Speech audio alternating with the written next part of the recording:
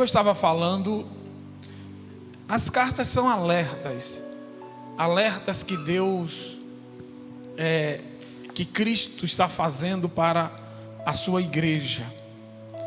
E nós estamos diante de uma igreja morta.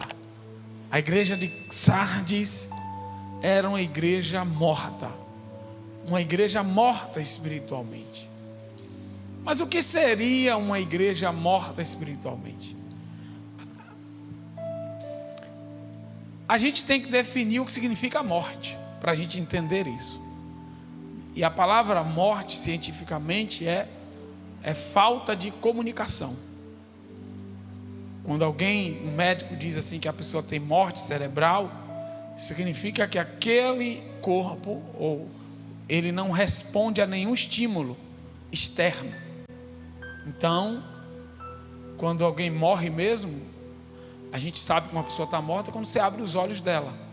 Se a pupila dela não fecha, né, com a luz, e fica só dilatada, é porque a pessoa está morta, né? Então, é um dos sinais, né? Quando porque a pessoa quando abre logo o olho, quando alguém está no chão, para saber se ela está morta ou não, né? Aí quando a pessoa está morta, a pupila fica dilatada. Quando ela não está morta, mesmo que não tenha sinal de outro sinal, você abre o olho e a pupila fecha na hora. Você sente a pupila fechar. A primeira vez que eu soube disso, era tão engraçado que a gente ficava brincando, um olhando o olho do outro, né? Aí depois faça isso em casa. É interessante, é muito interessante. Você fecha o olho, aí quando você abre, você vê igual uma lente de câmera que abre assim, né? É massa, é muito engraçado. E eu vi isso num treinamento de primeiros socorros que eu fiz na época, e eu aprendi sobre isso. Eu disse, rapaz, eu nunca sabia disso. Então sua pupila, de acordo com ela vai. Então a morte é uma ausência. Então o médico, quando diz assim, tem morte cerebral, porque o cérebro não responde a nenhum estímulo externo. Então o que é morte? É quando o corpo não tem mais comunicação, não reage ao estímulo externo. E o que seria então a morte espiritual? É quando não se reage mais aos estímulos espirituais. Você não tem mais sensibilidade às coisas de Deus. Deus fala e você não ouve mais. Você não tem mais comunicação nenhuma com Deus. Pense que existia uma igreja. A igreja de Sardes, ela estava assim. A maioria da igreja, ela estava morta. Tinha nome de igreja, tinha nome de que vive, mas estava morta. Então, era uma igreja então que vivia da glória do passado, porque um dia ela foi viva. E tem muitas pessoas assim, que elas estão vivendo de uma reputação construída no passado, mas que hoje, quando você vai olhar, ela não vive mais aquilo. Aquela reputação, aquela glória, aquela fama, não tem mais nada a ver com a realidade que ele está vivendo hoje. Isso estava acontecendo na igreja de Sardes. Era uma igreja que tinha uma reputação de que era, mas assim como Jesus está falando aqui, e quando ele fala, conheço as tuas obras. Deus conhece o nosso interior. Deus conhece o teu interior. Deus conhece a tua vida. Deus sabe quem você é. Deus sabe como você está. Ele prescruta o teu coração, os teus rins. Amém, queridos? Ele nos conhece, então não adianta a gente tentar passar para Deus algo que não adianta. Deus sabe. E esta igreja, ela estava nesse estágio, um estágio de morte. Esta carta, não existe nenhum elogio para ela. É uma igreja que Jesus não faz elogio algum, como nas outras ele fez. Porque uma igreja morta é uma igreja morta. Não há perseguição nessa igreja, como houve nas demais. Não existia sofrimento na igreja. Estava tudo normal, mas o problema é justamente esse. Quem está entendendo aqui? É quando nada acontece, irmão. Quando a gente não vê o inimigo, eu sempre falava, desde quando era jovem pregador, eu tinha uma coisa que eu falava sempre, né? Irmãos, quando você vê o inimigo quieto demais, ou você não está fazendo a vontade de Deus, ou o inimigo está preparando alguma armadilha aí para você. Comece a orar mais. Ore mais. Você vê o inimigo quieto, está muito quieto. Não aparece nada, nem um comentário ruim na internet, nem uma perseguiçãozinha, nada. Nem um vizinho, nada aparece, nada, tudo bom. A igreja de Sardes era assim, era uma vida tranquila. Não existia perseguição aqui. Você viu falar aqui de alguma perseguição? Não, estava tudo tranquilo. Eles estavam em paz com o mundo. E eu fico preocupado quando eu vejo alguns pregadores, principalmente da internet, querendo ficar em paz com as coisas do não, quer o politicamente correto. Irmãos, no dia que a igreja se tornar politicamente correta, ela é uma igreja morta para Deus.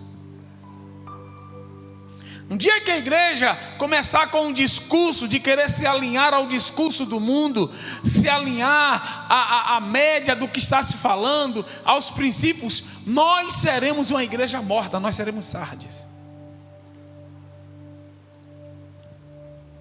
Era uma igreja acomodada que vivia da reputação do passado. Tem crente assim, né? Tem crente que, porque eu buscava Deus, pastor, eu era de jejum, era assim. E você agora, irmão? A gente precisa entender o seguinte: Deus quer saber como é que você está hoje. Deus quer saber como eu estou agora. Quem está entendendo aqui? É isso que interessa, como é que eu estou hoje com Deus. Porque Deus já foi muito usado, eu já vi. Quando eu orava, Deus já me usou muito, pastor. Deus já me usou, revelação, profecia. Meu amigo, você está conversando aqui com você, eu quero saber hoje. Como é que você está hoje? Sabe como eu me preocupo com aqueles discursos saudosistas? Crente com discurso saudosista é preocupante. Como assim, pastor? O crente diz assim, rapaz, aquilo que era tempo, hein? Quando a gente estava na igreja, que a gente buscava a Deus, eu olho assim, eu disse assim, oxe, desviou, foi? Quer dizer que não está mais não, é? Não, que a gente ia para orar. Eu conheço alguns amigos que são assim, se aquele tempo que a gente buscava, eu disse, rapaz, eu ainda continuo buscando, amado. Eu ainda vou para o monte. Esse ano não deu nem para... A gente foi no início do ano, né? A gente foi no início. Depois veio a quarentena. Até o monte entrou em quarentena, quem aguenta? Mas vamos voltar esse ano aí. Então, aí você vê aquelas pessoas com aquele discurso como se a vida dele com Deus anteriormente fosse melhor do que a vida dele hoje. Irmão, tem alguma coisa errada com isso. É Sardes. Sardes era assim. Sardes, ele se reunia e eles se reuniam para conversar nos aniversários, na festa. Ei, varão, se lembra como Deus usava a gente, hein? Sardes. Que tempo bom. A gente buscava e Deus falava. Deus não fala mais? A gente orava e Deus respondia. Deus parou de responder? Quem estão entendendo isso aqui? Vocês estão entendendo? Então, quando você encontra um cristão com esse tipo de discurso, aquele tempo, rapaz, quando eu era novo convertido, meu Deus, a gente buscava e parou, foi. Então, era uma igreja que vivia da glória passada. São pessoas que viviam da glória passada. Pessoas que o primeiro amor não se transformou em um amor maduro, que era uma simples paixão, e paixão só dura 2 anos. Já foi comprovado cientificamente que uma paixão só dura 2 anos. Por isso, você que quer se casar antes de 2 anos, vá no espírito, viu, irmão? Que diz que paixão só dura 2 anos. Pode procurar no Google aí, já é comprovado cientificamente. Paixão só dura 2 anos. Então era uma paixão, não era um amor. Então o primeiro amor se transformou em paixão e não em um amor sólido. Era uma igreja que vivia da glória passada. E eu pergunto a você: como você está hoje? Quantas pessoas hoje estão vivendo de aparência? É reputação sem poder. É pessoas que vivem da reputação que ganhou no passado, mas hoje não tem poder nenhum. Imagina uma igreja que não era perseguida, porque nós, irmãos, não somos perseguidos quando nós não invadimos o território do inimigo, quando nós não declaramos guerra a Satanás, quando nós não nos levantamos para roubar o território dele. Aí de fato o inimigo diz: você não mexe no meu lado, eu também não mexo no seu. Vamos fazer aqui um acordo e está tudo certo. Mas quando nós decidimos pregar o evangelho para dentro da nossa casa, para a nossa família, para os nossos amigos, para os nossos vizinhos, quando nós decidimos usar a nossa rede social para propagar a palavra de Deus, aí as perseguições vão se levantar. E quando elas se levantam, isso é um sinal de que Deus é na tua vida. A Bíblia diz que a gente deve se alegrar. Mateus capítulo 5: alegrai-vos quando vos injuriarem e perseguindo disserem todo mal contra vós por causa do meu nome. Oh glória, aleluia. Por causa do meu nome. Eram pessoas que não havia atrito, porque não havia movimento. Quando a igreja está parada, não tem atrito, não tem movimento. Uma igreja parada não ameaça ninguém, não ameaça nada. E o inimigo deixa assim: deixa quieto, está como eu gosto aí, ó, tá ótimo, deixa ela aí quieto, se enganando, só está como eu quero. Não tem atrito. Mas quando nós decidimos avançar no campo do inimigo, quando nós decidimos abrir um grupo de comunhão, quando nós decidimos, aleluia, fazer uma visita no lar, quando nós decidimos ir visitar aquele que está com depressão, aquele que está com problema no casamento, aquele que está pensando em se matar, aquele que está dependendo de droga, quando a gente decide, aleluia, levar o evangelho a essas pessoas que são escravas do inimigo, que são escravas das drogas, que são escravas às vezes do tráfico, que são escravas da prostituição, aí, meu amigo, o inimigo se levanta. Mas ele se levanta para cair, porque maior é o nosso Deus que está conosco. Aleluia, aleluia. Eram pessoas respeitáveis, mas não trazia perigo ao sistema mundano, não oferecia perigo nenhum. Era uma igreja do tipo arroz. Já viu aquele arroz que é só acompanhante, né? Diz que o arroz só faz acompanhar. Era a igreja arroz, só fazia acompanhar. Se mistura com... Arroz é terrível. O arroz, ele se mistura com qualquer coisa.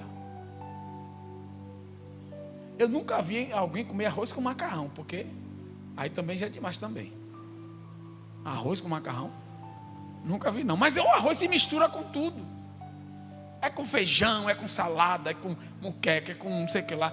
Tudo, arroz com queijo tem, arroz com farofa tem, tudo arroz. Era uma igreja que se misturava. Era uma igreja misturada com as coisas do mundo. Meu Deus. Agora, Sardes, ela não caiu do dia para a noite. Ela não morreu do dia para a noite. E é aqui que eu quero falar com vocês. Ninguém morre do dia para a noite. Não. A morte, ela é, paulatina. Ela vai aos poucos. Essa igreja, ela sofreu um processo de declínio espiritual. Sutil. Que nem sequer foram observados. Porque eles ainda achavam que estavam vivos. Mas estavam mortos. É o velho exemplo da rã, quando a gente coloca a rã dentro da lata quente. A lata, a gente não coloca a rã, diz que rã é um dos pratos mais caros, né, que tem, né? Graças a Deus eu nunca comi não, mas diz que é caro. Mas diz que para você preparar a rã, você pega um tonel, uma vasilha de água fria, coloca essa água dentro no fogo baixo, e bota as rãs tudo lá. Aí a rã chega, ela encontra a água morninha. Porque a rã, ela não pode se estressar na hora da morte. Que ela libera na carne uma substância que deixa a carne amarga. Então a rã tem que morrer desestressada. Aí o que é que os chefes fazem? Descobriram a técnica para matar a rã desestressada. Matar a rã sem que ela perceba que está morrendo. Aí o que é que a rã faz? O que é que eles fazem? Eles pegam a rã, coloca dentro de uma panela com água fria e liga o fogo. Devagarzinho, bem devagarzinho. E a rã está ali, tranquila, tá na água, sobe, desce. Daqui a pouco ela sente a água morninha. Aí ela começa a gostar. Aí vai. Oh. Só que ela não sabe que ela está sendo cozida. E esse negócio de água morninha, vai. Ela aí relaxa. E quando ela vê, ela já está morta. Assim é o esfriamento espiritual. Assim é a morte espiritual. E como é que a gente interrompe isso, pastor? Como é que a gente interrompe esse processo? É só você manter a receita do sucesso para todo crente: oração, meditação na palavra e se permitir ser confrontado por alguém. Coração aberto, porque Deus vai enviar pessoas para o seu bem, para te confrontar. Você vai se sentar numa cadeira de uma igreja e Deus vai usar o pregador, vai usar o pastor, vai usar o profeta para lançar luz sobre algo, sobre um caminho que você está indo. E a Bíblia diz que há caminhos que ao homem parecem certos, mas o fim deles são caminhos de morte. Ou seja, Salomão está dizendo que tem caminhos que você está dizendo assim: não, rapaz, isso aqui está certo, é Deus está nesse negócio, é Deus na terra. E Salomão diz assim: você está errado. Isso aí vai te levar para a morte. E como é que a gente consegue sair deste caminho? Quando nós nos permitimos ser confrontados por homens e mulheres de Deus. Deus vai lhe enviar sempre alguém. Deus vai usar alguém para nos confrontar, para nos dar uma sacudida, para nos fazer despertar deste caminho de morte. E Sardes não se permitiu a isso, se fechou. A gente vai ver aqui, ele vai dizer aqui: ser vigilante e confirma os restantes que estão para morrer, porque não achei as tuas obras perfeitas diante de Deus.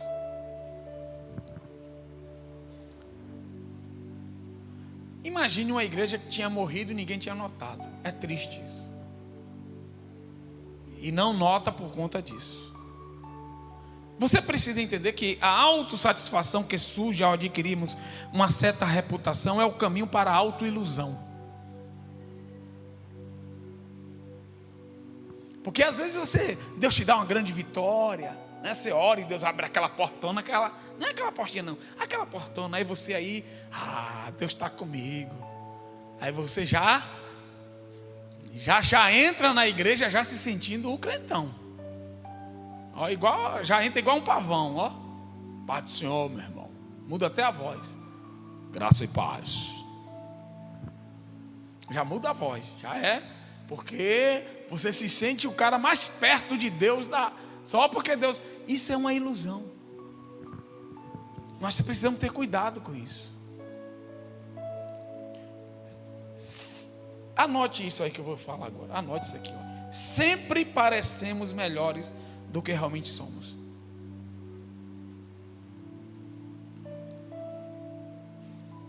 Sempre. Você não tem um juízo sobre você. Você não é isso tudo não, viu?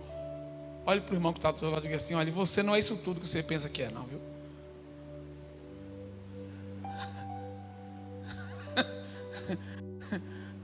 Sempre.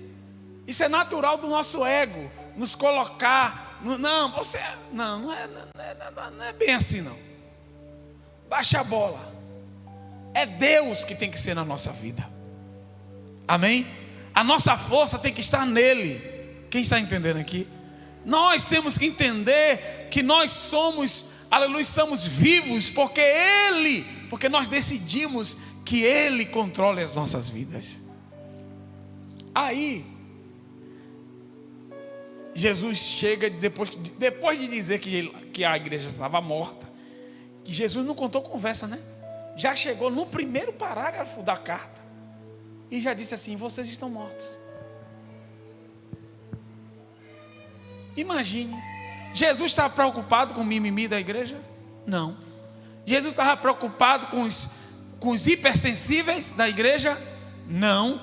Jesus disse assim: olhe, vocês estão mortos. Vocês estão mortos. Essa é a realidade. E aí ele vai dizer: ser vigilante. O que é ser vigilante? É despertar do sono. E confirma os restantes que estão para morrer. Os restantes aqui não são pessoas. Os restantes aqui são as virtudes que ainda restavam na igreja e que já estavam definhando para a morte. Ainda tinha algo de resquício de crente. Talvez eles ainda paravam para ler a Bíblia, talvez ainda oravam aquela oração de pressa de 5 minutos, talvez eles ainda paravam para cantar algum hino que refletisse a Bíblia, e Jesus diz assim: olha, está na hora de vocês despertarem, porque até isso aí, essa pouca virtude que vocês têm, está ameaçada de morte. Está ameaçada de morte. Porque tinha um remanescente lá dentro. É interessante que você vai ver essa igreja aí. Você vai ver nas cartas, você vai ver um declínio. Porque a igreja de Sardes tem um remanescente. Mas na igreja de Laodiceia, nem remanescente tinha. Então, Deus está trazendo aqui uma figura de 7 igrejas que existem hoje na terra. São 7 perfis de igrejas que estão hoje na terra.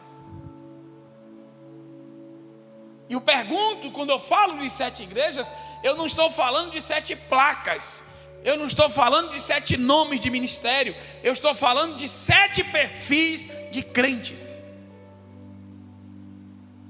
7 perfis de cristãos que estão hoje dentro das organizações chamada igreja. Será que você é um Sardes? Será que você está morto? Será que você não se permite mais ser confrontado por ninguém? Você é o sabichão, o sertão, a crentona? Meu Deus. E aí ele vai dizer: ser vigilante e confirma. Ou seja, ele está dizendo assim: está na hora de interromper esse processo de morte. Por quê? Diga comigo: não achei as tuas obras perfeitas diante de Deus. Irmãos, isso aqui é um confronto terrível. Eu vou dizer por quê. Porque isso aqui cai por terra aquele discursinho de que, porque Deus só quer o coração. Irmãos, Deus já está buscando perfeição em nós. E perfeição aqui, essa palavra perfeição significa maturidade espiritual. Não significa que você nunca vai pecar, não é isso. Essa palavra aqui, perfeição, significa: eu não achei os frutos maduros em vocês. O tempo passou e vocês não amadureceram. Vocês ainda caem em coisas bobas. Vocês ainda pecam em coisas que não deveriam pecar mais. Vocês ainda erram em coisas que não deveriam errar mais. Eu não achei perfeição nas obras de vocês. Vocês são frutos. Você é uma manga verde. Você ainda é uma mangaba que não pode ser tirada do pé. Você já viu mangaba? Mangaba é uma fruta interessante. Você não pode comer ela enquanto ela está no pé. Para você comer a mangaba, ela tem que cair. Para você saber que a mangaba está boa, Eu estou falando que eu vivi perto de alguns pés de mangaba. Era interessante. Porque no pé de mangaba você não olha para cima. Quando você chega no pé de mangaba, você não olha para cima, você olha para baixo. Por quê? Porque se caiu é porque está boa. Se está em cima do pé é porque não está. É interessante. E não pode comer uma mangaba verde. Mangaba verde, ninguém come mangaba verde. Come manga verde. Mas vai comer uma mangaba verde. Ninguém consegue comer. Agora madura, ela é uma delícia. É um doce assim, diferente. É uma maravilha. Então o que é que a gente fazia quando chegava no pé de mangaba? A gente dava uma balançadinha. Chegava no pé e dizia assim: vai que já está perto de cair. Vai que vai cair daqui a algumas horas, ou hoje à noite. Se vai cair hoje à noite, a gente vai dar uma sacudida, ela vai cair agora. Aí a gente sacudia. E aí caía algumas. Então o que Deus quer buscar em você são as mangabas. Existem frutos na nossa vida que não dá para comer verde. Existem coisas na nossa vida que tem que amadurecer. Quem está entendendo isso aqui? Não dá para, não é uma manga que bota aí com sal. Tem gente que manga com sal, que come manga com açúcar, manga com tanta coisa. É uma manga espadinha verde, é maravilha. Mas existem frutos em nós que não dá para serem comidos, que Deus não dá para Deus experimentá-los enquanto eles estão verdes. Tem que estar maduro. Quem está entendendo aqui? Por isso que Jesus está dizendo assim: eu não achei as tuas obras perfeitas, eu não achei elas maduras, eu não achei elas amadurecidas. Ou seja, vocês, esse pé de mangaba que está dentro de vocês, só encontra mangaba verde. Eu chego aí, meu nome não é glorificado. Eu chego aí, não consigo experimentar nada, é tudo verde.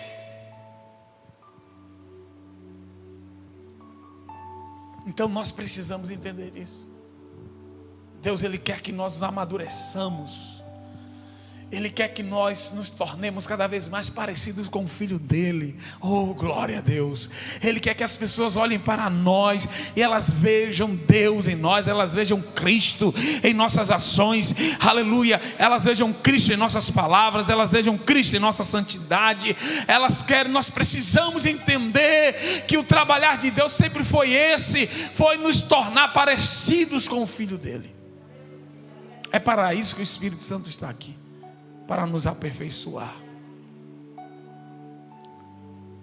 Ou seja, o pouco que eles tinham era imperfeito, era defeituoso, era misturado com erro, além de enfraquecido com apatia. Não achei as tuas obras perfeitas na presença de Deus. É um contraste com a fama diante dos homens. Suas obras agradavam os homens, mas não a Deus. Isso aqui é sério. Não achei as tuas obras perfeitas diante de Deus. Ou seja, é Deus dizendo assim: olha, eu estou aqui checando tudo. Eu estou olhando, eu estou vendo.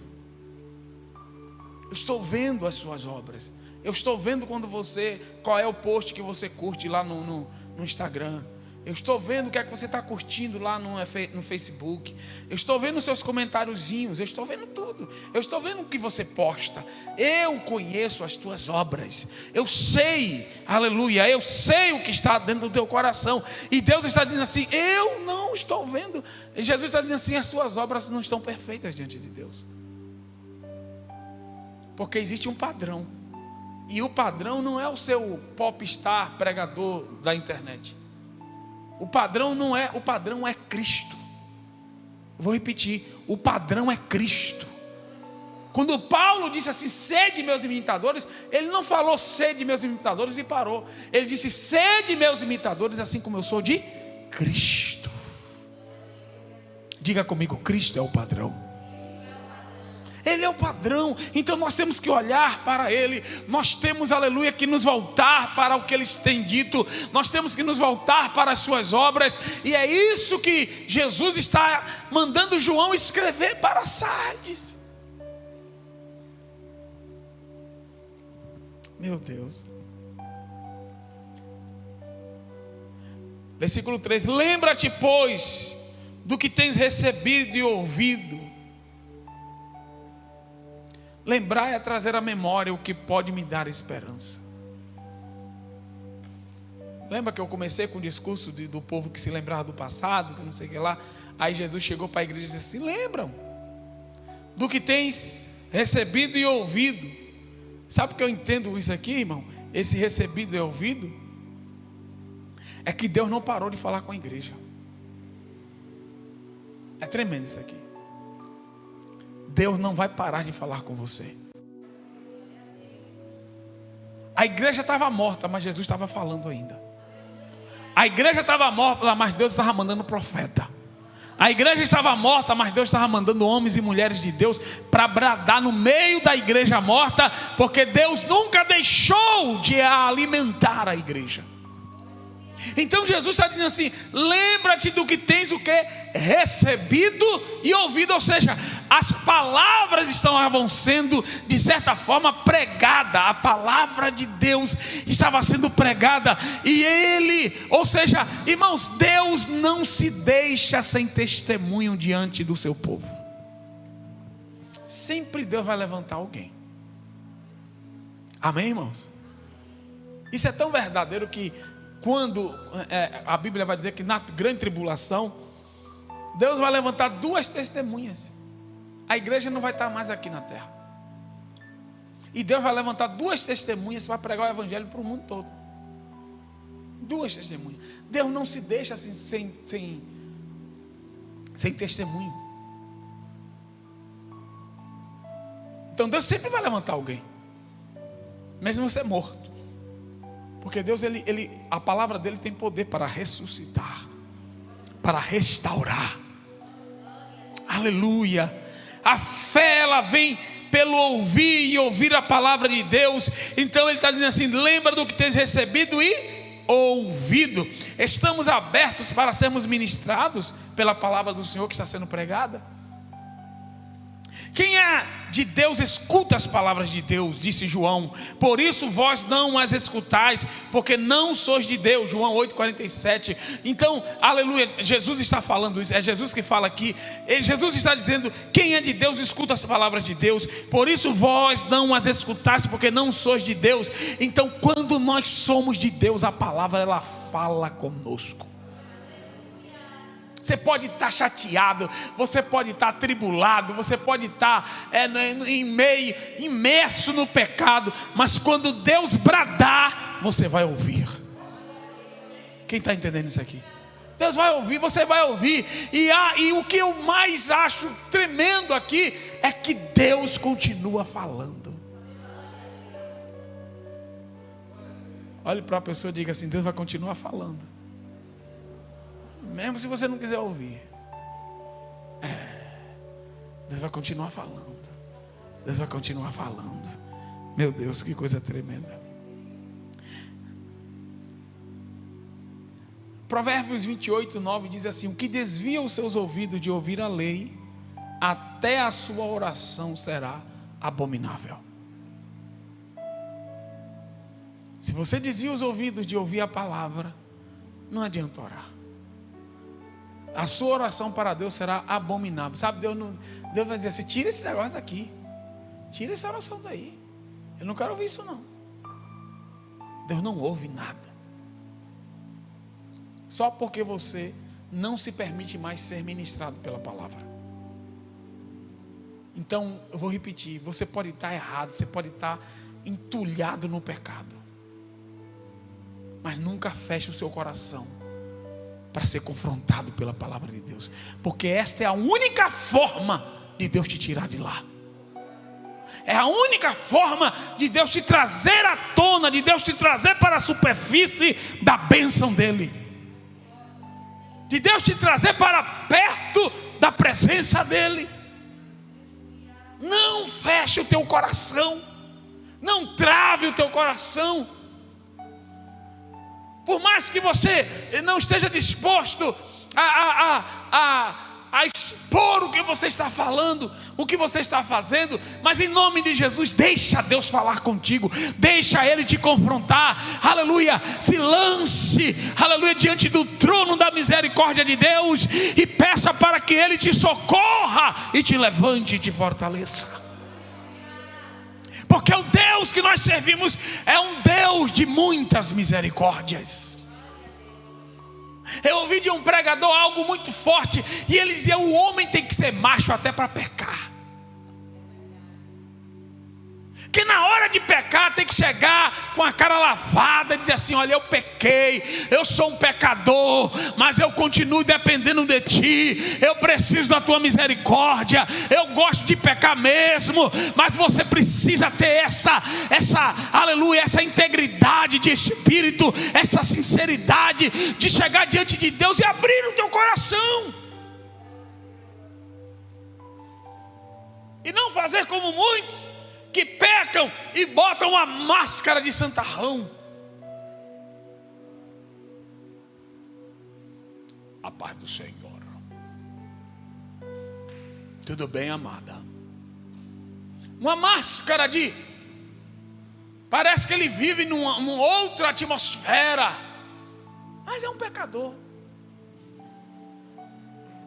Seja filho, se derrame, rasgue teu coração. Diga quem você é para Deus, porque Deus já sabe quem você é. Deus não precisa você, mas Deus quer ouvir dos seus lábios, Deus quer ouvir da sua boca, porque só assim você não vai morrer como Sardes morreu. Nós precisamos rasgar o nosso coração diante de Deus e ser sincero, por mais duro que seja a verdade que nós estejamos carregando. Mas se você, aleluia, rasgar o teu coração, o poder de Deus virá sobre a tua vida. Veja Isaías. Quando Isaías adentra no templo, ele tem uma visão do trono de Deus. E ele vê o rei sentado no trono. E ele diz: ai de mim, que sou um homem de lábios impuros, e eu habito no meio de um povo de impuros lábios. A Bíblia diz que no exato depois disso, Deus dá ordem ao serafim. Serafim é um anjo afogueado. Era um anjo que tinha fogo. Serafim é um anjo diferente.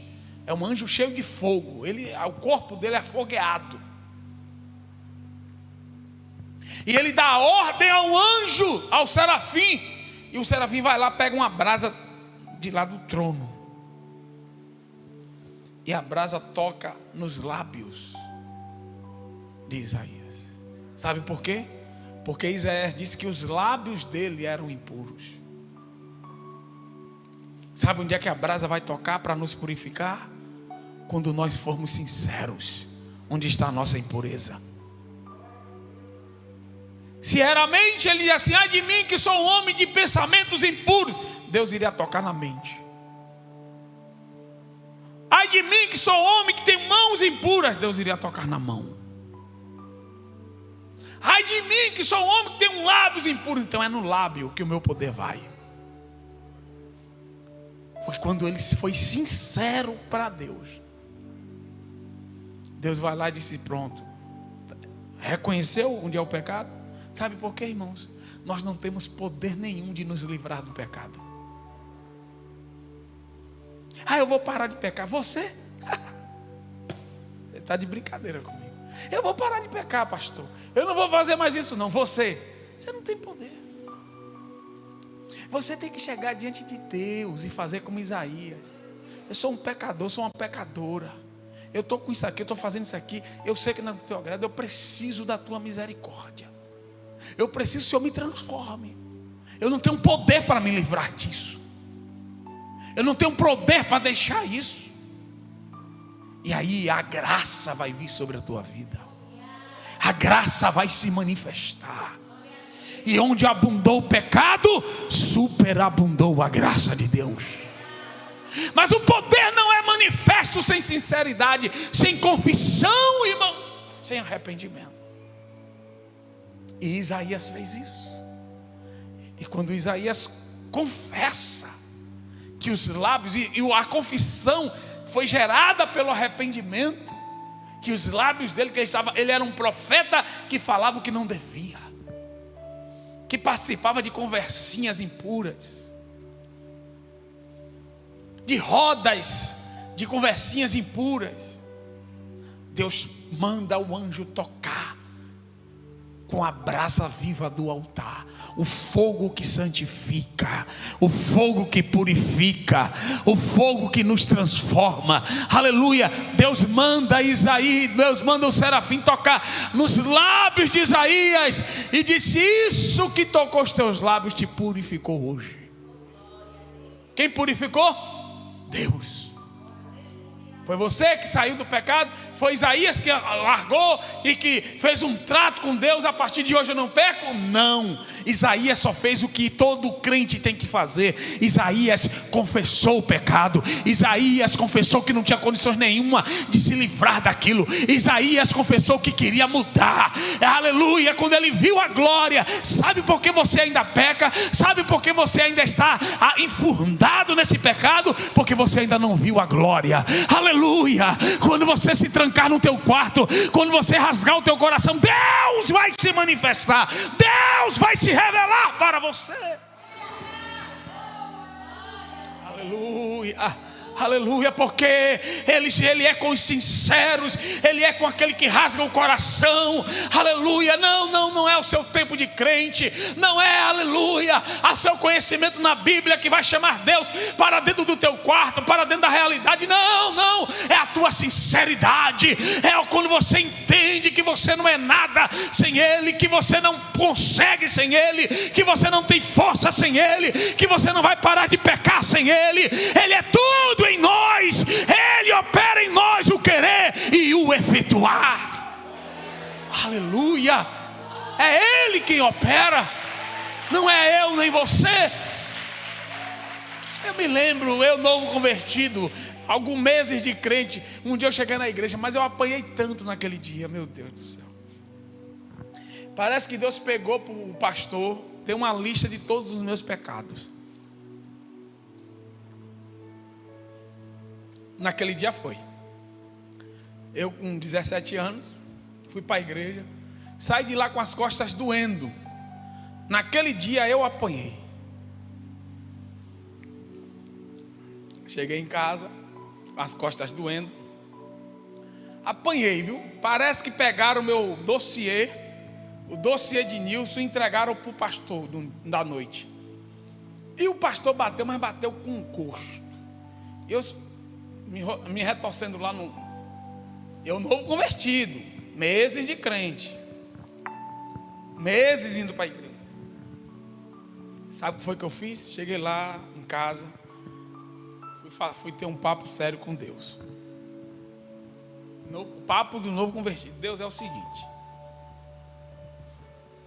vou falar aqui para o senhor um negócio. É que eu gosto de fazer aquele negócio, esses pecados todos aí, e eu abri o jogo, mas eu quero te servir. Mas eu não consigo me livrar disso sozinho. Eu preciso que o Senhor me fortaleça. Eu preciso que o Senhor me mude, porque sozinho eu não vou mudar. Essa foi a minha oração com 17 anos. E eu não tenho dúvidas de que Deus ouviu aquela minha oração, porque eu não escondi. Eu não fui para ali de Deus cheio de justificativas, mas eu fui ali com a vontade de mudar. Eu fui ali com a vontade de ser um novo homem, uma nova mulher, uma nova criatura. Você precisa ser. Quem está entendendo isso aqui? Então essa igreja perdeu isso. Ela ouvia e não estava mais nem aí. Deus não parou de falar com Sardes. Isaías 53:1 vai dizer: quem deu crédito à nossa pregação? Quem deu crédito? Será que você tem dado crédito às pregações que saem desse altar? Será que você tem creditado isso para dentro da sua vida? Quem deu crédito à nossa pregação? E aí Jesus continua na carta: lembra-te do que tens recebido e ouvido e guarda-o. Diga comigo: guarda-o e arrepende-te. Nós precisamos guardar as palavras de Deus. Mas não é aqui, é aqui. Qual é a diferença?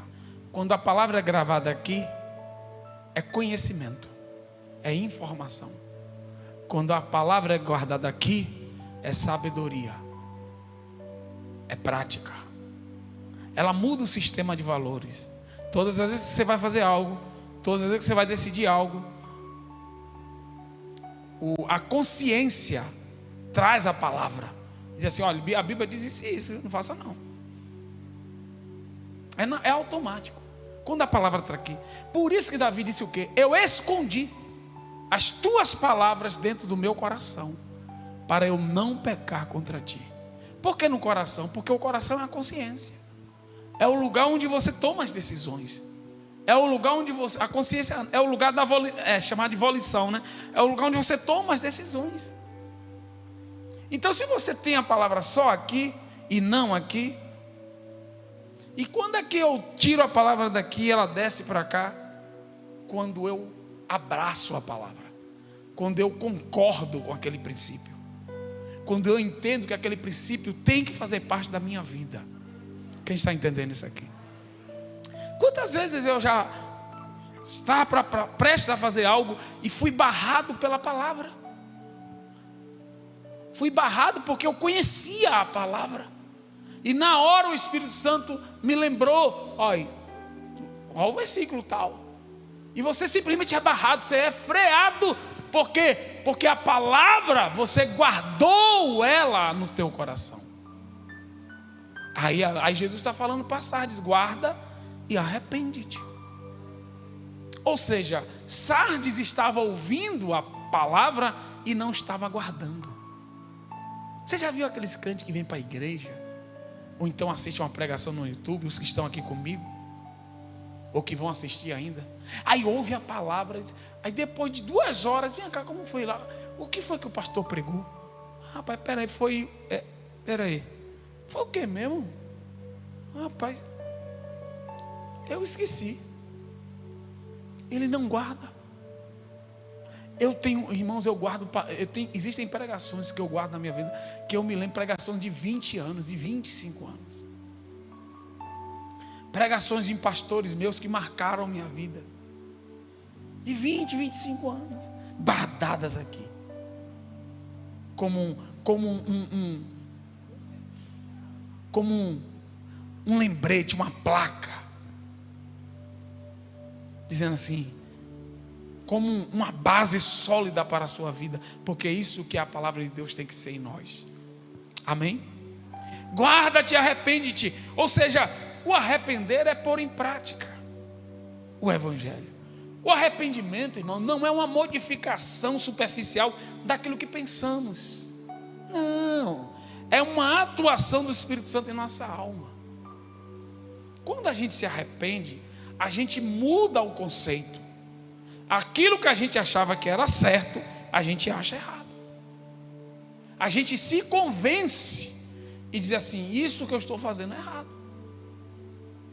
Eu estou convencido de que isso que eu estou praticando é errado e eu não quero mais praticar. Isso é o arrependimento. Agora, a conversão é quando você, justamente, tipo assim, o que é o arrependimento? Você está indo para o caminho do erro. Você está pecando. O que é arrependimento? É quando você para e você diz assim: olha, esse caminho que eu estou indo aqui está errado. Quando você faz isso, você se arrepende. Quando a gente arrepende, a gente para. E quando a gente se converte, a gente muda o sentido da nossa vida. Isso aqui é a conversão.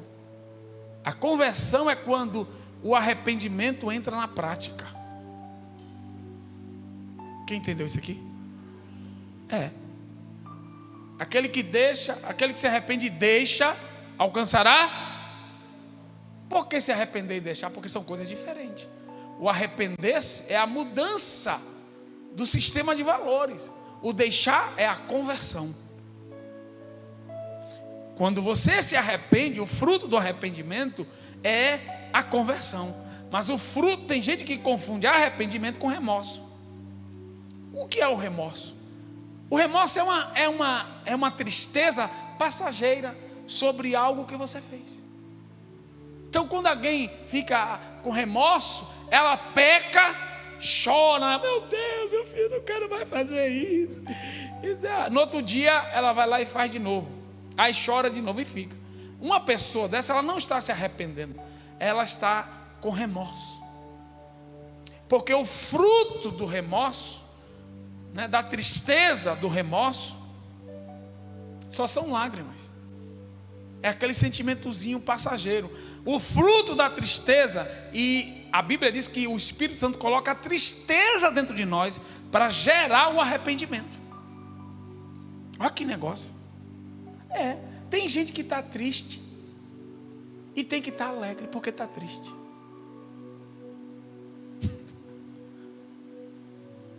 Porque a tristeza que está dentro do seu coração foi colocada por Deus. Porque você fez algo que desagradou a Deus. O Espírito Santo colocou a tristeza no seu coração. E você hoje está aí triste. Se fosse você que está triste aí, fique alegre com essa tristeza.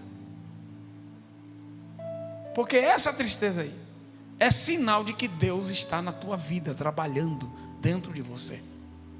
Ele está mudando o teu sistema de valores. Então você fica triste, é chato. Teve uma vez, eu vou contar essa daqui, eu já vou encerrar, mas eu tenho que contar essa.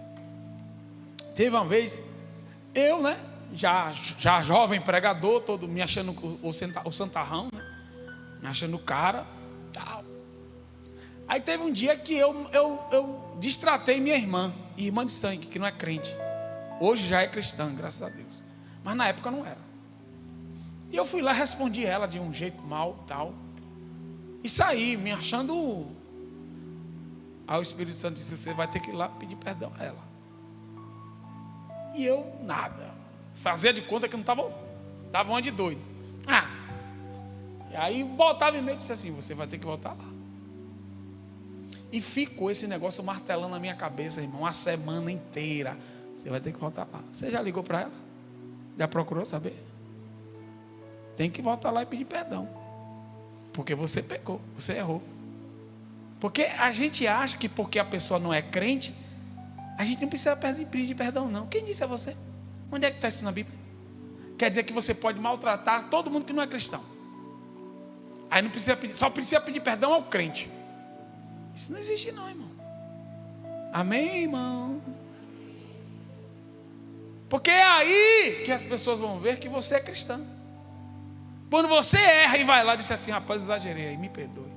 Aí ele vai tomar um susto, como já aconteceu comigo. Uma vez eu tive uma discussão, daqui a pouco eu volto para a história da minha irmã. Eu tive uma discussão no trabalho, maltratei o rapaz, e o Espírito Santo foi lá e disse assim: você pode voltar lá. E eu cheguei lá, pedi perdão a ele, ele ficou assim, ó. Ele ficou paralisado. Não tinha nem palavra para falar comigo direito. Não, tudo bem. Depois disso se tornou um amigo meu. Porque esse é o poder que a gente tem que levar para as pessoas. Amém, irmãos? Então minha irmã ficou a semana toda, não teve jeito. Cada vez que eu postergava o negócio, parecia aquele sininho na cabeça. Tem. Até eu fui lá e pedi perdão a ela. Aí parece que tira um peso de dentro, né? É uma paz que vem na alma. Porque o pecado é um peso, né? É assim, o pecado é um peso. Então eu pedi perdão. Então o que aconteceu com Sardes é que Sardes não se arrependeu. Sardes tinha remorsos, mas não havia arrependimento em Sardes. Então Deus às vezes vai te pegar quando você der aquelas escorregadas. Se prepare, o Espírito Santo vai lá botar aquela dorzinha ali e vai ficar te incomodando ali. É Ele te chamando para o caminho do arrependimento, o caminho da bênção, amém? O caminho da vitória. Tem pessoas que têm que pedir perdão.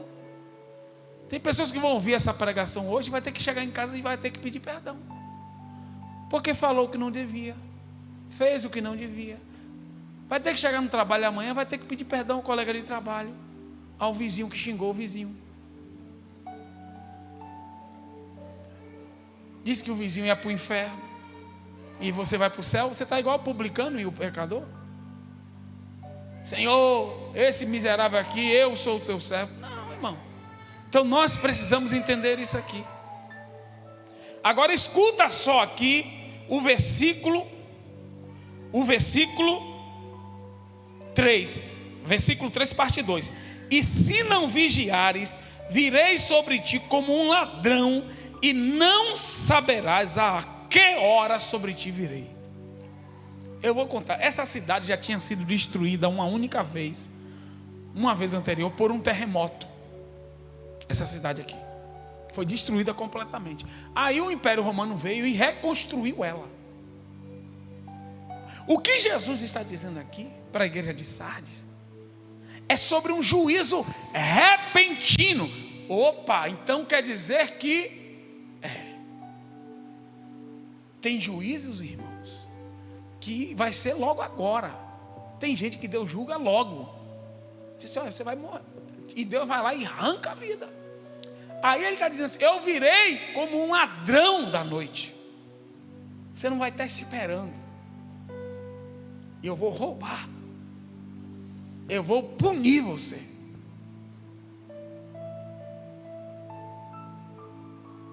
Eu vou punir você. Então, se não vigiares, virei como ladrão da noite. Ou seja, você está dormindo, Sardes. E você não vai perceber o juízo que está vindo sobre a sua vida. Isso é terrível. Irmão, sabe o que eu acho uma coisa terrível? É quando Deus está fazendo algo e a gente não sabe. Irmãos, é terrível isso. A gente precisa estar conectado com o céu para entender o que está acontecendo. Por exemplo, o mundo hoje está terrível.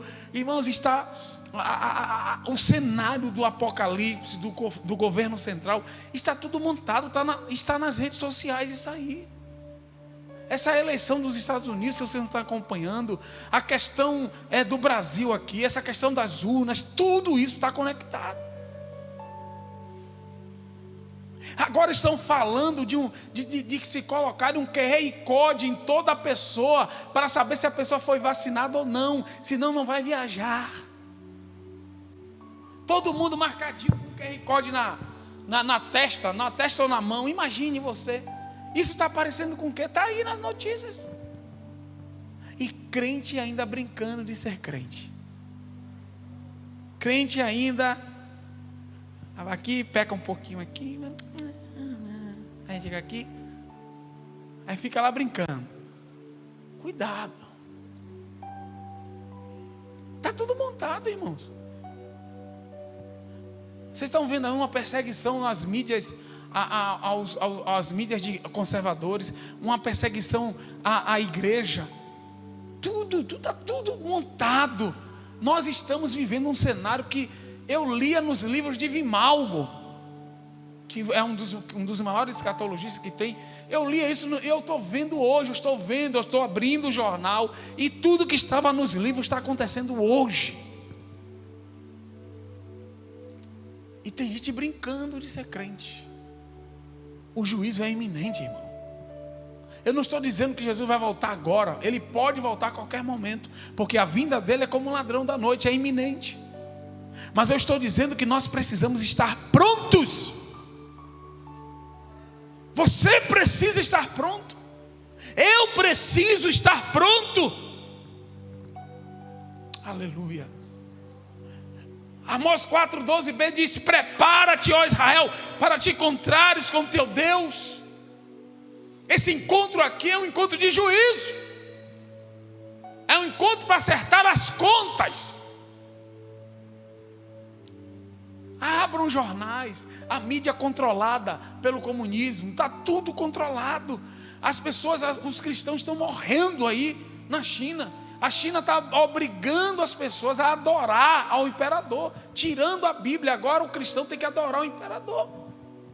Você sabe o que é isso, irmão? Isso é Apocalipse. E nós estamos aqui, alguns, muitos cristãos estão aqui tentando ser politicamente correto. Naquele grande dia a gente vai ter muita surpresa, irmão.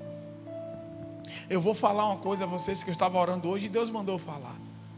vocês agora, não é daqui a pouco, agora vocês vão ser desafiados a defender os princípios cristãos. Nas escolas, nas empresas, nas faculdades, nas instituições, vocês serão desafiados. E eu quero saber o que é que vocês vão fazer. Eu quero saber se vocês vão entrar num discurso de gênero. Eu quero saber se você vai entrar em linguagem neutra. Eu só quero saber se você vai dizer que pode realmente o aborto, depende muito do caso. Eu quero saber qual é o discurso que vocês vão fazer na hora de se posicionar. Se você quer ficar com a galerinha, quer ficar legal com todo mundo, mas ficar totalmente sem conexão com Deus. É agora, nas redes sociais, os posts que curte e tal, está tudo sendo controlado. Tudo que você curte, todo lugar que você posta, tudo já é copiado, tudo é monitorado. Aonde você vai, o que você compra, o que você não compra, já está tudo monitorado. Não se engane que vão monitorar, isso já está tudo monitorado. É por isso que existe o Google Maps. Ele controla tudo, ele sabe o que você fala, ele grava tudo que você está falando, tudo é monitorado. Eu quero ver o seu posicionamento. A gente vai ter muita surpresa. As faculdades é um desafio para o cristão mesmo. E nós precisamos estar prontos. Diga para o irmão que está do teu lado: você precisa estar pronto. Aí Jesus diz assim: mas tem alguns lá que não se contaminaram. Oh glória, diga comigo: tem alguns que não se contaminaram. Sempre tem um remanescente fiel.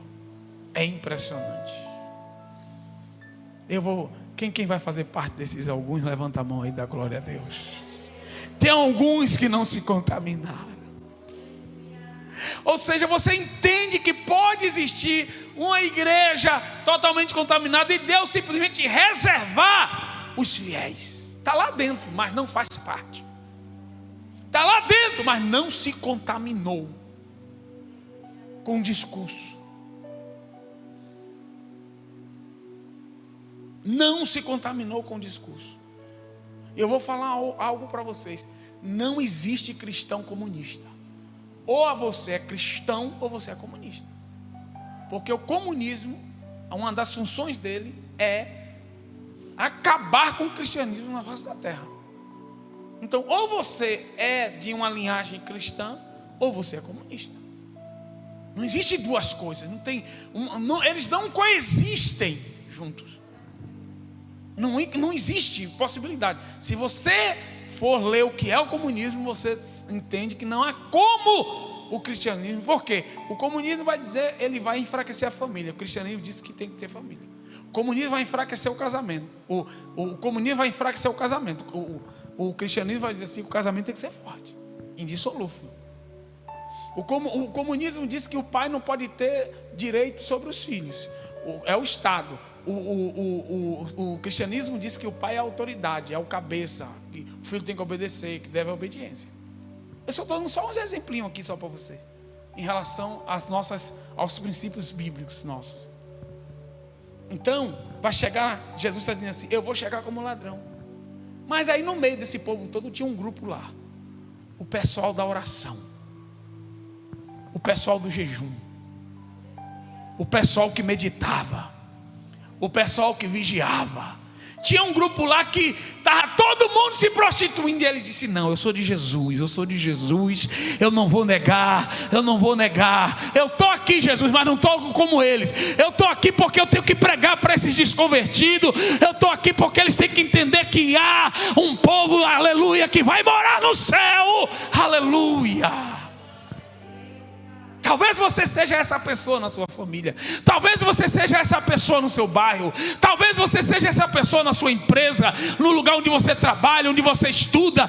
Mas em nome de Jesus, não se venda, não se corrompa. Seja o remanescente fiel, porque o remanescente fiel vai andar ao lado de Jesus com vestes brancas. Você vai fazer parte da comitiva do homem.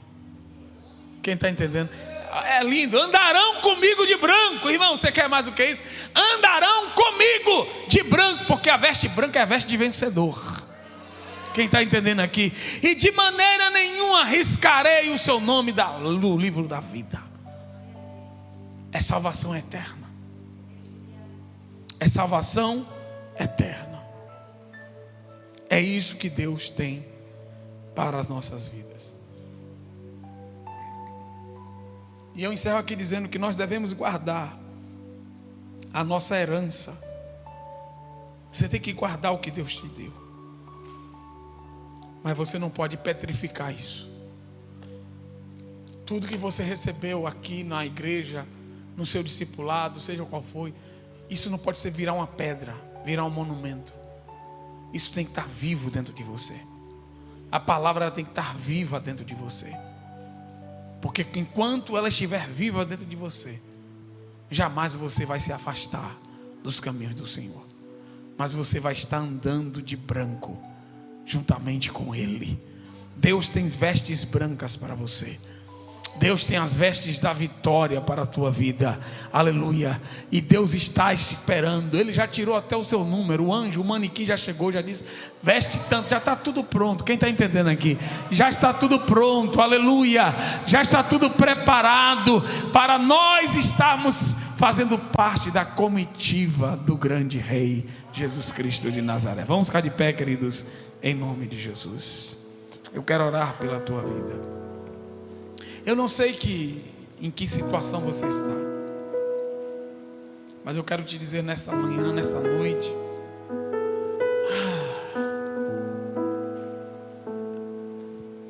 deixa a palavra de Deus ser viva em sua vida. Não seja Sardes, não se feche, mas se permita ser confrontado, ouvir, baixar a cabeça, reconhecer que errou. É isso que Deus quer de nós. Porque nós todos somos falhos. Todos um dia vamos errar. E nós temos que aprender com os nossos erros. Errar às vezes é bom. Porque às vezes a gente só aprende quando nós erramos. A gente tira mais lições dos nossos erros do que dos nossos acertos. Mas nós fomos chamados para vencer. Deus não disse que você não iria errar. Deus disse que você iria vencer. Quem está entendendo isso aqui? Então significa que você pode errar no caminho, mas você vai se levantar. Você vai mudar a rota. Você vai alinhar o seu pensamento com o de Deus, as suas atitudes com as atitudes de Deus. O problema é permanecer no erro. Porque quando nós permanecemos no erro, nós morremos espiritualmente. E Deus nos chamou para nos dar vida e vida com abundância.